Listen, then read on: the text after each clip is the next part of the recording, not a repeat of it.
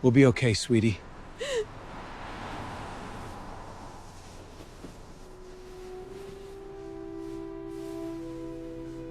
Let's get you warm. Some stories don't just entertain, they change the way you feel, think, and see life. Welcome to ZZ Stories. Derek didn't think twice when he gave his only coat to a freezing stranger. She looked like she had nothing left. What he didn't know was that she would return 2 weeks later, not just to repay him, but to change the course of his life forever. The wind cut like glass that morning in Allentown, Pennsylvania. It wasn't just cold, it was cruel. The kind of chill that slipped past your clothes, found your skin, and sank into your bones like it had every right to be there.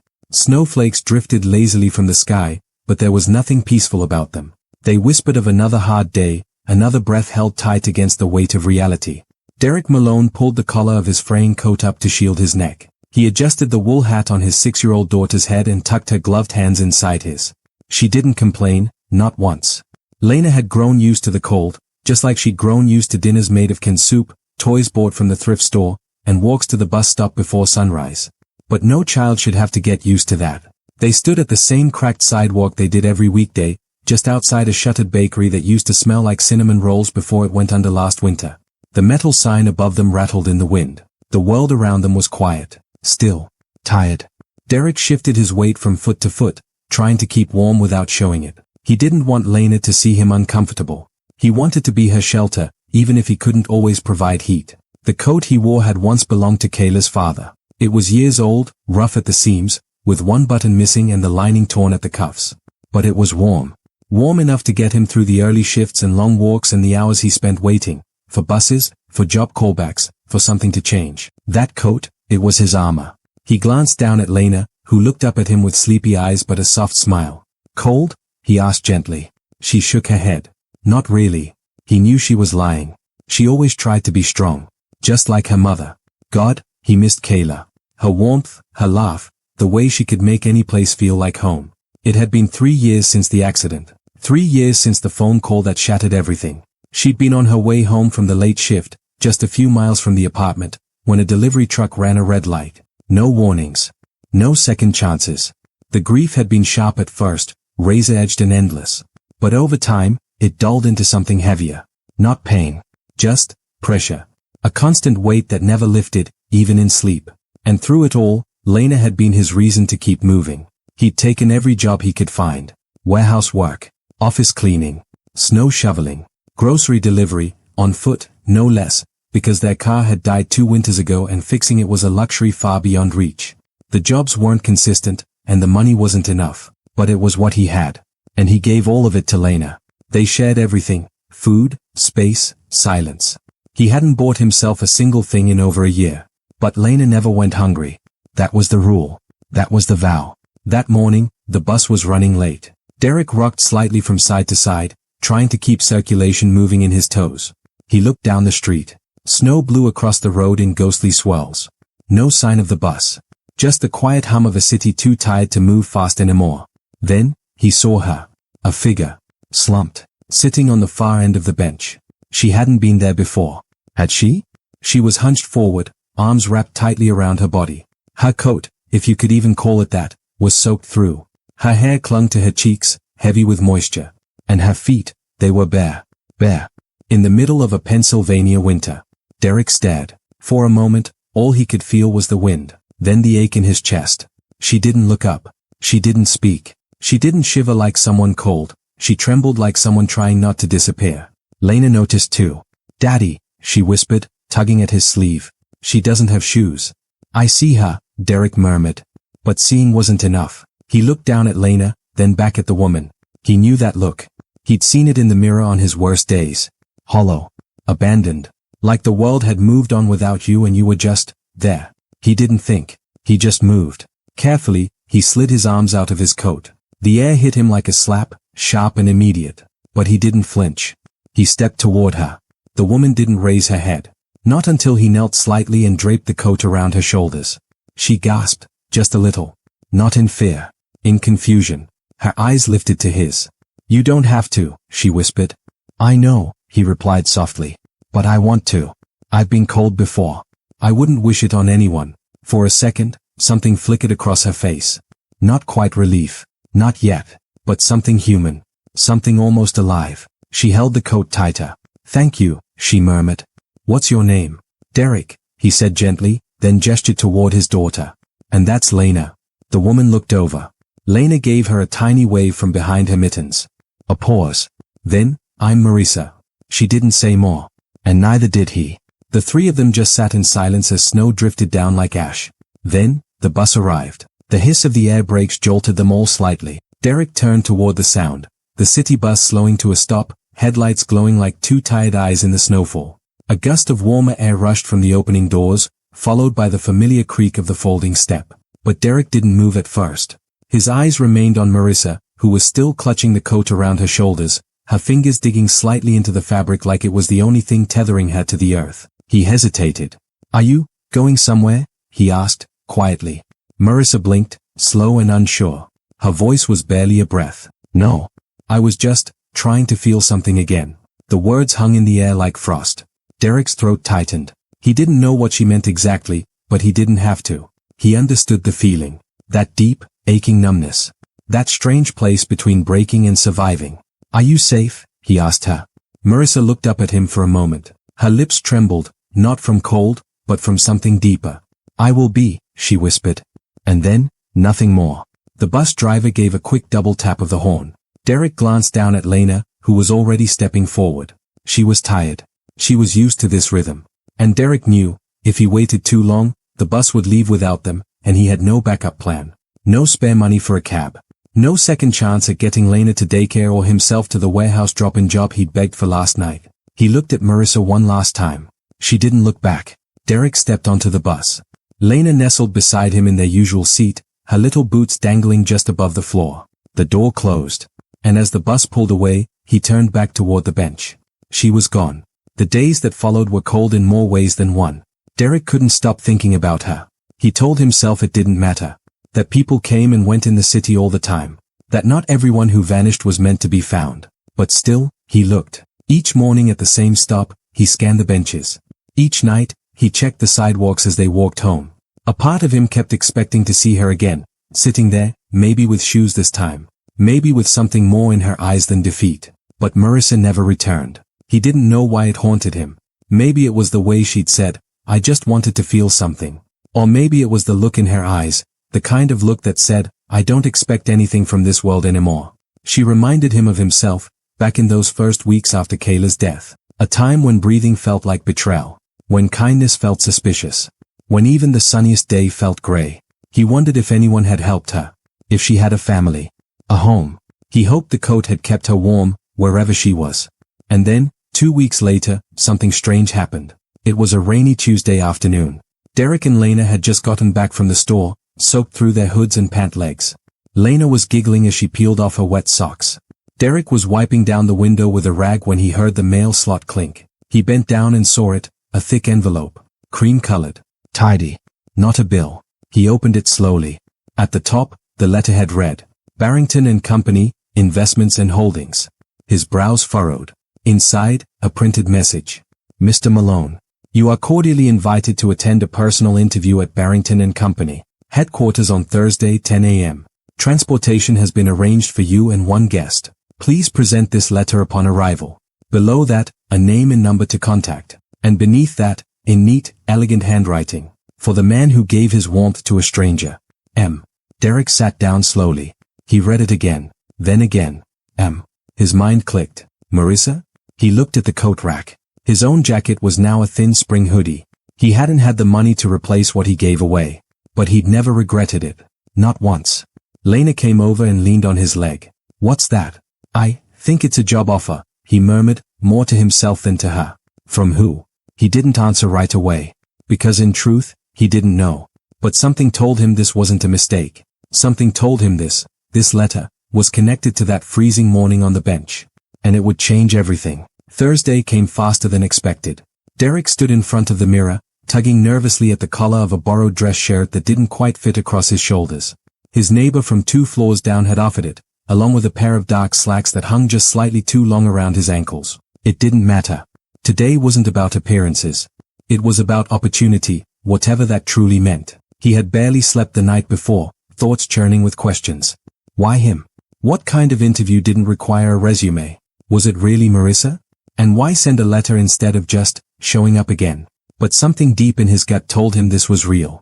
Outside, a black town car waited at the curb. Sleek, polished, out of place on their worn street. Derek held Lena's hand as they approached, his heart pounding. The driver, a quiet man with a kind smile, opened the door without a word. Inside, the seats were warm. Classical music played softly from the speakers. Lena's eyes were wide. This car smells like candy and leather. Derek chuckled nervously. Fancy, here? She nodded. Are we going to the dentist? He smiled, squeezing her hand. No, baby. Not today. The ride downtown took only 15 minutes, but it felt like an hour. Derek stared out the window at buildings he rarely visited. Glass towers. People in long coats with phones pressed to their ears. Everything felt cleaner here. Sharper. Like time moved differently in this part of the city. Then, Barrington and Company. The building was tall, 40 stories of mirrored glass and steel that caught the sunlight and threw it back into the clouds. A name that sounded like wealth, power. People who didn't know what overdue rent meant. He swallowed hard as they entered the lobby. It was silent inside. Polished floors, gold elevator doors, a woman behind the desk with a headset and a perfect smile. Mr. Malone? She asked as they stepped forward. He nodded, unsure whether to speak or just agree. She's expecting you, the receptionist said kindly, and gestured to the elevator. He glanced down at Lena, whose eyes darted everywhere, wide as saucers. He lifted her into his arms before stepping inside. The elevator rose with a soft hum. Derek stared at his reflection in the mirrored walls. This place didn't feel like it belonged to people like him. The kind of people who picked groceries off clearance shelves or counted coins for bus fare. But he stood there anyway, trying not to shake. The elevator chimed. The doors opened to a hallway lined with floor-to-ceiling windows. Light poured in from all sides. At the far end, a large office with glass walls stood open. And there, standing by the window, arms crossed, back straight, hair neatly tied, was Marissa. Only, not the Marissa he remembered. No barefoot shivering. No soaked jacket. No tremble in her voice. She looked powerful. Radiant. Composed. She looked like she belonged here. She turned as he entered. And smiled. Hello, Derek. He stood frozen, Lena still in his arms. Yes, she said gently. I wasn't lying when I said I needed to feel something that day. I had just stepped out of a board meeting where I told my partners I was leaving. I was tired. Disillusioned. Done. She stepped forward slowly, her heels clicking softly on the marble floor. I had every intention of disappearing, she continued. Not forever, just long enough to forget who I was. And then you sat beside me. Gave me your coat. Asked me nothing. Expected nothing. Derek shook his head. I didn't know. I didn't do anything special. Marissa's expression softened. That's exactly why it meant everything, she said. You didn't know who I was. You just saw a person in pain, and you gave her warmth. She looked at Lena and smiled. And you waved at me. Lena beamed proudly. That was me. Derek still couldn't wrap his head around it. You're the CEO? Marissa nodded. I was. I still sit on the board. But that day at the bus stop changed me. I realized I didn't want to walk away from the company. I wanted to change what it stood for. She motioned to the desk behind her. There's something I want to offer you. Derek followed her gaze to the desk. A sleek folder rested on the polished wood surface, its cover engraved with the company's crest in silver. His name was printed on a card beside it. Still holding Lena's hand, he stepped forward slowly. Marissa moved beside him, her voice gentle now, almost motherly. I know this may feel sudden, or strange. But I want you to understand, this is not a favor. Derek hesitated. Then what is it? Marissa took a breath. It's a recognition of something rare. Something we don't see enough anymore, genuine kindness without motive. You gave away the one thing keeping you warm, just to help a stranger. And I want that kind of heart in my company. She nodded to the folder. Open it. His fingers trembled slightly as he lifted the cover. Inside was a neatly prepared offer, logistics coordinator, full-time. Salary figures that made his eyes widen. Health benefits. Paid time off. Childcare assistance. Room for growth. His breath caught. Lena peeked up. Daddy? Is it a coloring book? He smiled faintly through the blur in his eyes. No, baby, it's something else. Derek turned to Marissa, completely floored. I don't even know what to say. I haven't worked in an office in years. I never finished college. I don't care about any of that, she interrupted softly, but firmly. I care about your character. The rest? We'll train. He looked back at the paper, still not fully believing. This job, it could change everything. Marissa's eyes softened. That's the idea. He laughed nervously, brushing his palm across his face. You don't even know me. I know what I saw, she replied. And I trust it. Silence stretched between them, thick with emotion. Lena tugged on his sleeve. Can we take it home with us? Derek knelt and wrapped his arms around her. He didn't speak. He couldn't. His throat burned too much. He looked up at Marissa, tears now fully formed. Thank you, he whispered. I don't know what else to say. You already said it, she replied. When you gave me that coat. By Monday morning, Derek had a new ID badge clipped to his shirt and a seat at the logistics department's welcome table. His co-workers greeted him kindly, some more curious than others. But none of them knew the full story.